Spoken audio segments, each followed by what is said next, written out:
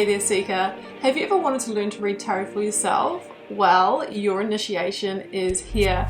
What you've just seen is a sneak peek of my immersive Learn Tarot journey, The Initiation, where you'll have the opportunity to learn the art of intuitive tarot from me. It's a media-rich course guides, it's full of videos, interactive online learning modules, practical activities, self-reflection, and direct access to me. So I'm going to be launching this out there into the world on the Leo new moon. I'll be having a new moon unveiling, so I'll be sharing a lot more detail about that coming up. For now, I'll put the playlist to my latest video series up here, and just to let you know, you can find me on Facebook, Instagram, and on TikTok. All the links are down below, including the link to my website should you want to arrange a personal reading or healing for yourself. But for now, I am wishing you so much love and magic for your week ahead. Let's go to your reading. Hi there, Aries. Welcome back to Wild Lotus Tarot and to your weekly intuitive tarot reading for July 5th through to the 11th. I hope you're doing really well, Aries. Let's check out what may be on the cards for you for the week. Getting started here with the Work-Your-Light Oracle. We'll then go to the Moonchild Tarot for lead tarot energy before heading to the Rider-Waite and the Star Child Tarot Akashic for your tarot positions. Okay, let's get started, Aries. First one out is answer the call. What is your soul calling you to do? Big theme on the collective, guys. You know, so many of us are really beginning to question, you know, what is this life? What is my purpose? What am I here to do? What mark do I want to leave? And I really feel that over the last year or so, what we've been through has really shone a light into the areas of our lives where we may have been, you know, operating from ego or being unfulfilled, for example, doing the job for the money, you know, for the lifestyle, rather than, you know, really doing what is being of service to others or that we're truly passionate about, what really lights us up in all areas. So some of you may have a deeper call that is pulling you, and sometimes people don't know what it is, but they just feel there's something better, there's something greater, there's something I should be doing with my life. And my advice is begin to release what doesn't feel right. And then, you know, the universe starts conspiring. Starseed, what lights you up? We just said that, didn't we, Aries? Yeah, I mean, it's time to move towards what lights you up. And some of you might be having some kind of starseed awakening to the fact that, you know, you have a dual purpose here on earth to be of service to others or to hold a high vibration to help facilitate this great awakening into the 5D reality, into the vibration of love. Yeah, so that may resonate with you. And it's kind of calling you. It's coming for you now. Let's see what your overarching tarot energy is. Sorry, we've got one turned over in the deck from before, which is the Four of Swords. So yeah, you could be definitely taking a pause to try and find that breakthrough and that way forward. Can we have one card for Aries, please?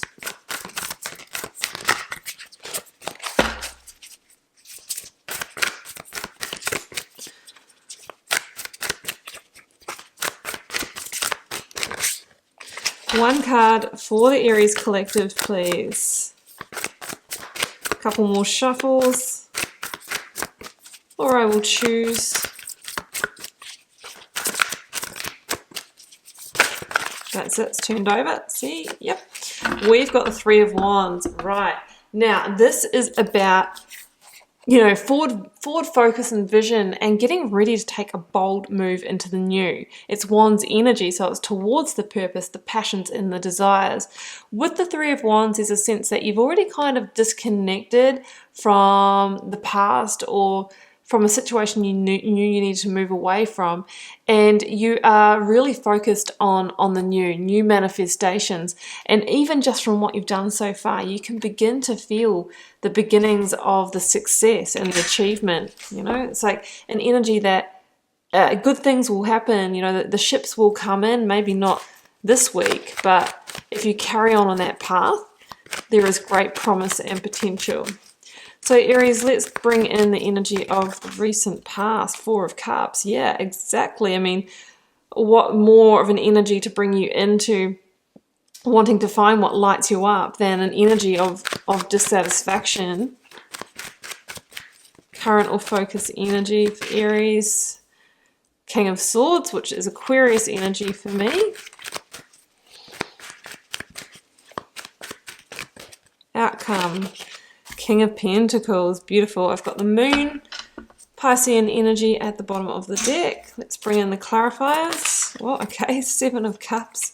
Well, it was in reverse, so we'll leave it there. I often take that into consideration anyway. Emperor just revealed itself to me in the pack. Death card. Yes, yes, yes. Releasing.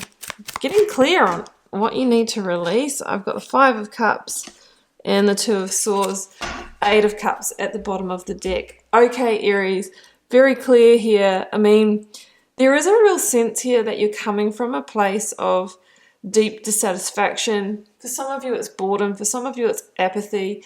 Others of you are in a situation that is just not meeting your needs on a deeper emotional level.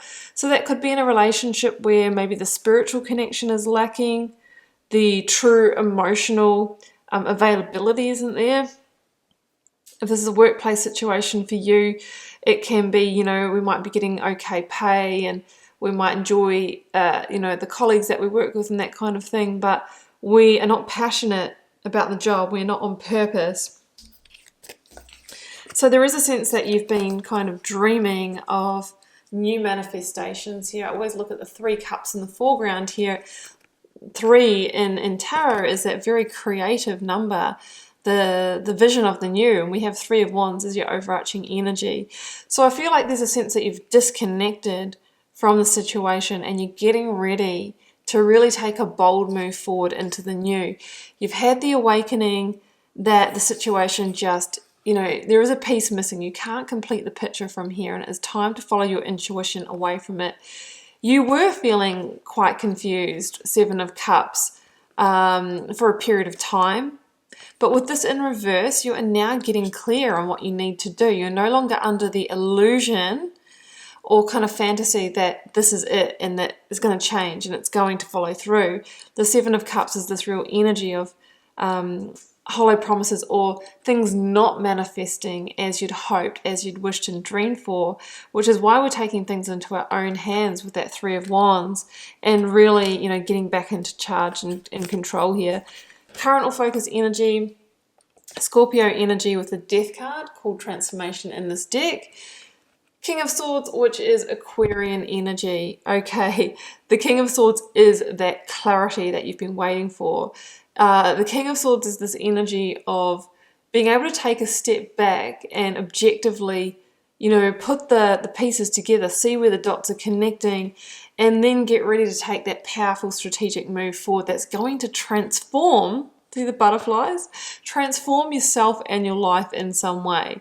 Now, some of you might be dealing with an Aquarius or a King of Swords type of energy as well. Can be sort of an authoritarian person in your life who can be very clear and direct, sometimes a little bit cutting.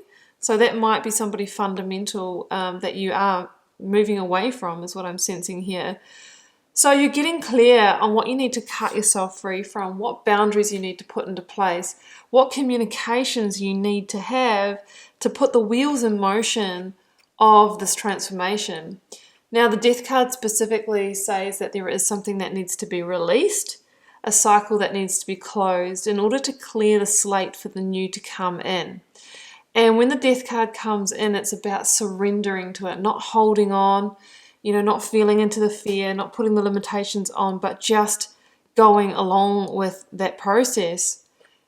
You're coming out of a period where you've kind of been constricted, where maybe you haven't been lit up.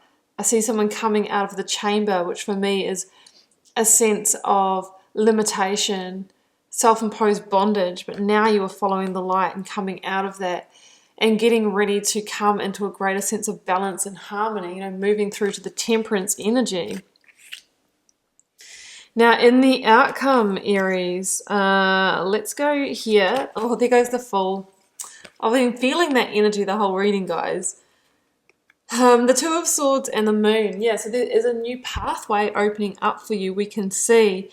But there is going to be maybe some confusion, anxiety, sometimes even paranoia about stepping onto this path. And that is specifically because, you know, you don't have all the clarity or all the information or all the steps in place with the moon energy here. So that's why there's trepidation. That's why we feel like we're at a crossroads and we don't really know how to move forward. We need to make sure that we stay out of the Five of Cups energy, which is all of a sudden feeling nostalgic about what we're moving away from. Oh, but it was really good, you know. It's amazing how when we think about releasing something, all of a sudden we focus on the good memories and the positives that we've had in it, and all of a sudden we're not feeling into the dissatisfaction anymore. But we must remember, you know, the truth here, King of Swords, see things for what they are, and realize that the new opportunities lie, you know, on the new path here.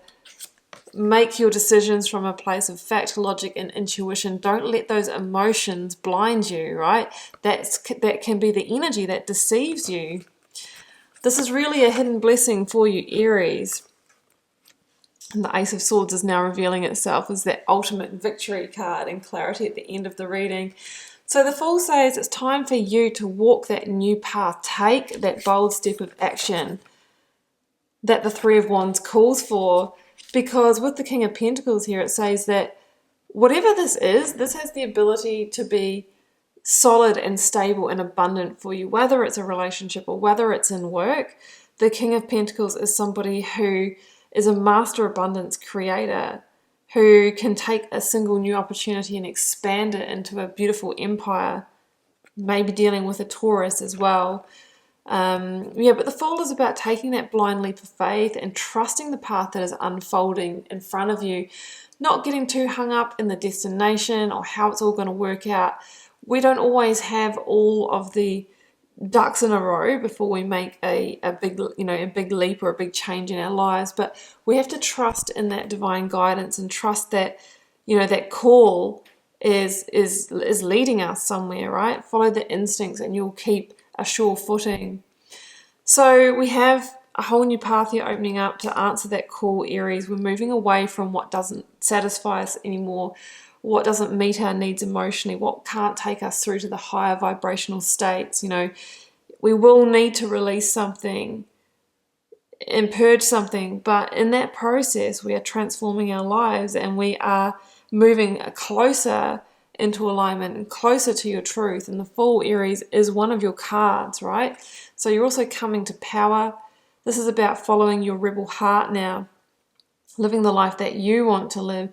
And when we do that, you know, everything else falls into place, like the money and maybe the location and everything. Just make sure that you are following your truth and answering the deeper calls, and then everything else organizes itself around that. So Aries, I'm going to leave it there, and I wish you all the best with it if this is your reading. Do keep in mind it's a general reading for the collective, so it may or may not be for you. Drop me a comment if you're called to share, and I will respond to you over there. I try and interact with you all over there as it helps me get to know you guys, connect with your energy, and see what the collective themes are. It's been a pleasure to read your cards, Aries. See you back here for another one next week. Bye for now.